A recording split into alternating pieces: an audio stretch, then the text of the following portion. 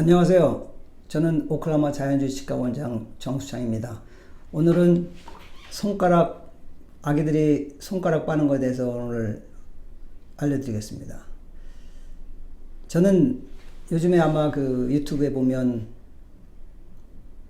손가락 빠는 것에 대해서 아마 검색해서 찾아보면 손가락을 왜 빠는가에 대해서 많이 나와 있습니다. 그런데 저는 다른 관점에서 아기들이 손가락을 왜 빠는가에 대해서 다른 각도에서 한번 말씀드리겠습니다.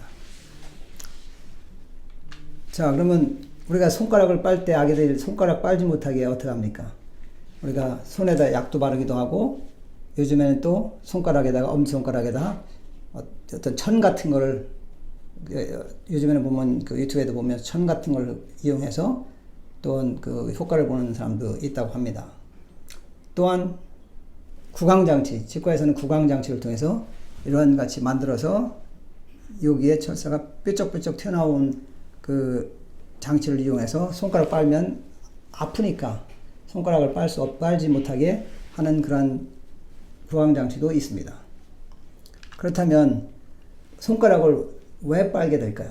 손가락을 빨게 되면 보통 치아가 있는 상태까지 그 나이에 가서 손가락을 빨게 되면 보통 우리가 이렇게 개방교합이라고 해서 영어로는 오픈 바이트인데 개방교합이라고 해서 이런 상태의 치아의 형태를 갖게 됩니다. 그래서 손가락을 빨지 못하게 하는 이유가 또 이런 이유도 있습니다. 그러면 일반적으로 손가락 빠는 거는 아기의 정서 불안과 또한 심리적 불안, 여러 가지 일반적인 이야기들은 여기서 이제 하지 않겠습니다. 왜냐하면 보통 다른 유튜브에도 많이 나와 있습니다. 애정결핍 등등 여러 가지가 있는 이유가 있습니다. 보통 일반적 심리적, 정서적으로, 심리적으로. 또한 그러나 저는 이제 그런 관점이 아닌 구조적인 관점에서 한번 보겠습니다. 자, 손가락을 빨 때는 우리가 손가락 빠는 위치가 그림에서도 보시면 아시겠지만 손가락 빨 때 이게 잘 보시면 상악골입니다. 상악골인데 요게 이렇게 보시면 두개골 있죠? 이렇게 두개골이 있는데 이렇게 두개골이 있습니다. 머리뼈가 있죠. 머리뼈가 있는데 요게 그 모습을 이게 부분을 분리한 겁니다. 그러면 손가락을 여기다 갖다 이렇게 여기 됩니다. 이렇게. 그죠? 그걸 요 부위를 분리해서 한 것이 요겁니다. 그러면 여기다가 손가락을 빨게 됩니다. 그럼 아기들이 손가락을 왜 이렇게 여기다 빨까요? 자, 빠는 이유는 여기서 설명해 드리겠습니다. 손가락을 여기다가 대고 손가락을 빱니다. 여기다가 손가락을 대고 빨게 됩니다. 그러면 여기는 입천장뼈고 그 입천장뼈 바로 위에 코뼈가 있습니다. 요 초록색이 코뼈입니다. 코뼈는 또 어디에 연결되냐면 나비뼈, 저평골이라고 하죠. 이 나비뼈에 붙어 있습니다. 그 나비뼈가 나비 모양으로 된 겁니다. 이렇게 나비 모양으로. 그래서 나비뼈, 저평골, 영어로는 스피노이드 본, 요겁니다. 요게 요 파란색을 나타내는 겁니다. 그 안에. 요게 여기입니다. 근데 요게 요 위에 붙어 있는 겁니다. 그래서 아기가 손가락으로 빨면서 펌핑 역할을 하는 거예요. 펌핑. 왜? 아기가 태어나면서, 그러면 일단 먼저 아기가 태어나는 과정을 말씀드리겠습니다. 자, 아기가 태어날 때 자궁으로 빠져나오죠. 자궁으로 빠져나오면 눌리게 됩니다. 눌리게 되면, 자, 아기의 머리통은 어떻습니까? 굉장히 유연하죠. 그래서 어떤 게 있습니까? 자궁을 빠져나올 때 아기의 머리뼈가 눌립니다. 이렇게. 눌리면 접혀야 되는 부분이 있어요. 그걸 갖다 우리가 천문이라 그러죠. 천문, 봉합선. 이게 봉합선이고, 여기가 좀 큰 부위가, 넓은 부위가 천문이라고 합니다. 이 천문, 봉합선이고. 봉합선이 성인에 비해서 이렇게 넓게 돼 있어요. 왜? 아기가 자궁을 빠져나오면서 이렇게 접혀야 돼요. 왜 자기 자궁을 빠져나오면서 접히면서 나와서 아기가 아 하고 울 때 이게 펴지는 겁니다. 그런데 너무 많이 눌리게 되면 이게 잘 안 이게 완전히 펴지지 않는다고 합니다.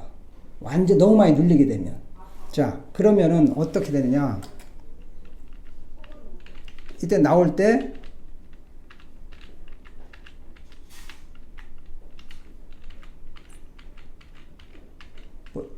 여기 한번 보세요. 뼈가.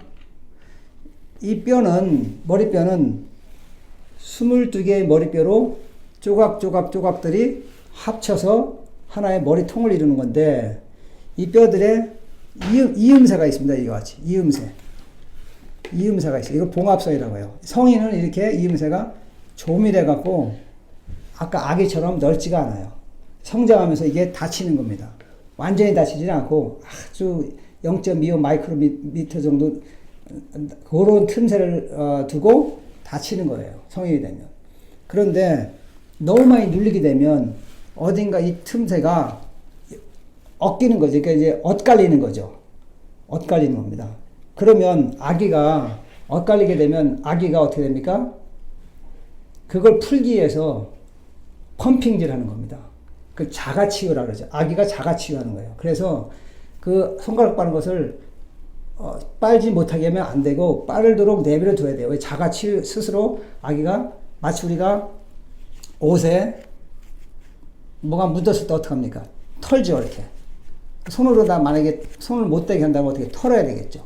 마찬가지로 펌핑질을 해서 입천장 우회를 눌러서 이 전체 머리뼈를 들썩들썩해서 눌린 걸 푸는 작용을 스스로 자가치유하는 겁니다. 그렇기 때문에 아기가 손가락 빨 때는 손가락 빠는 것을 내버려 둬야 돼요. 그러면 계속 내버려 두면 어떻게 됩니까? 개방기압이 될 수가 있죠. 그러니까 치료를 해줘야 돼요. 어떻게 치료를 해줘야 되느냐? 여기 보면 눌린 이런 그 봉합선과 천문을 여기를 풀어줘야 돼요. 풀어줘야 됩니다. 그 풀어주는 방법이 있는데, 그래서 풀어주게 되면 어떻게 됩니까? 아기의 손가락 빠는 것이 없어질 겁니다. 그래서 이번에는 여러분에게 새로운 그런 이제까지 잘 알지 못했던 그러한 지식을 여러분에게 드리고자 이렇게 제가 유튜브를 찍은 겁니다. 이제 물론 여러 가지의 의학적으로 아기가 손가락 빠는 이유가 여러 가지가 있겠지만, 저희들이 이야기하는 치과적인 관점에서 봤을 때 그러한 이유에서 손가락을 빠는 겁니다.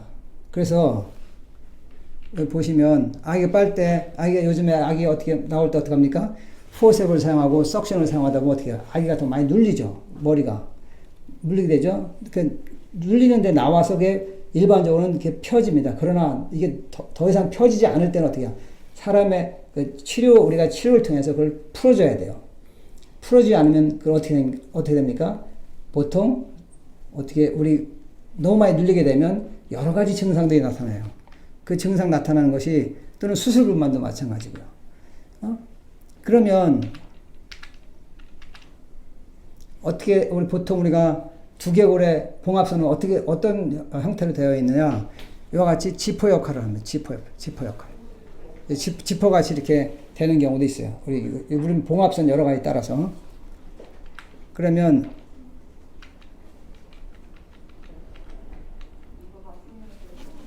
그러면 다시 한번 말씀드리지만, 아기가